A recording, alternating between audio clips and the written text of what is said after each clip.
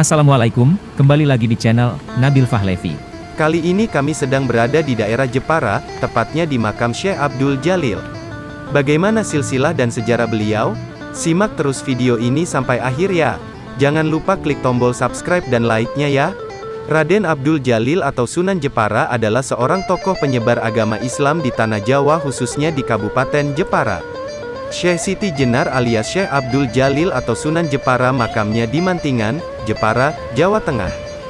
Makam beliau di sebelah makam Sultan Hadirin dan Ratu Kalinyamat, makam beliau yang telah ditutup rapat-rapat selama bertahun-tahun oleh juru kunci.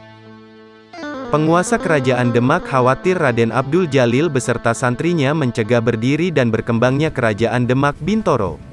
Raden Abdul Jalil direndahkan reputasinya dan dituduh menyebarkan petua sesat, sehingga Raden Abdul Jalil dieksekusi oleh pemerintah kerajaan Demak. Kini makamnya berada di Jepara dekat makam Sunan Hadiri dan makam Ratu Kalinyamat.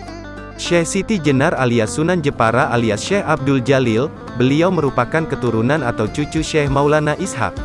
Syekh Maulana Ishaq merupakan saudara kandung dari Syekh Ibrahim Asmarakandi dan Siti Asfa yang dipersunting Raja Romawi. Syekh Maulana Ishaq merupakan putra dari Syekh Jumadil Kubro, yang secara silsilah keturunan sampai ke Sayyidina Husain, Sayyidina Ali, sampai ke Rasulullah. Syekh Ibrahim Asmarakandi menikah dengan Dewi Condrowulan, putri Cempa yang menjadi saudara sekandung istri Prabu Brawijaya yang bernama Dewi Martaningrum. Prabu Brawijaya, Rangka Wijaya, memiliki banyak istri, diantaranya Putri Raja Cina, yang melahirkan Raden Patah, Martaningrum, Putri Cempa, dan Wandan Kuning yang melahirkan Lembu Peteng. Dari pernikahan Syekh Ibrahim Asmarakandi dengan Condrowulan melahirkan 3 buah hati, Raden Raja Pendita, Sayyid Rahmat, Sunan Ampel, dan Sayyidah Zainab. Setelah dewasa, Raden Raja Pendita dan Raden Rahmat mampir ke Tanah Jawa untuk mengunjungi bibinya yang dipersunting Prabu Brawijaya.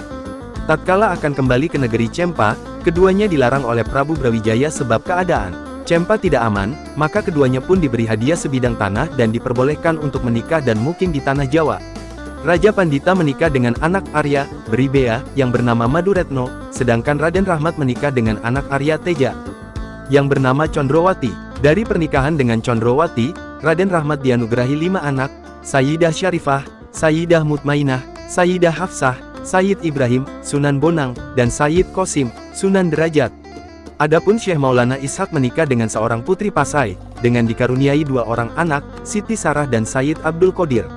Sunan Ampel menyebarkan Islam di daerah Surabaya dan sekitarnya, sedangkan Syekh Maulana Ishaq meninggalkan istrinya di Pasai menuju Kerajaan Blambangan, Jawa Timur bagian timur. Walaupun hanya tinggal di sebuah bukit di Banyuwangi, namun keberadaannya dapat diketahui pihak kerajaan dan beliau berhasil menyelamatkan Kerajaan Blambangan dari bencana, sehingga ia pun diberi hadiah Dewi Sekardadu Putri Menak Sembuyu, Raja Blambangan. Pernikahan tersebutlah yang melahirkan Sunan Giri, Raden Paku, Ainul Yakin, Sayyid Abdul Qadir dan Sayyidah Sarah sebagai buah hatinya pun tak mau ketinggalan. Dengan ayahnya, keduanya mondok di pesantren Ampel Denta asuhan Sunan Ampel atas perintah sang ayah. Setelah mumpuni keduanya pun dinikahkan, Siti Sarah dinikahi oleh Raden Syahid, Sunan Kalijaga, bin Raden Syakur, Adipati Wilatikta. Sedangkan Sayyid Abdul Qadir dinikahkan dengan Dewi Asiyah, anak dari Jaka Kandar, Sunan Malaya. Nah, dari kedua padangan inilah lahir Syekh Abdul Jalil Jepara. Demikianlah sekilas tentang silsilah Syekh Abdul Jalil, wallahu a'lam.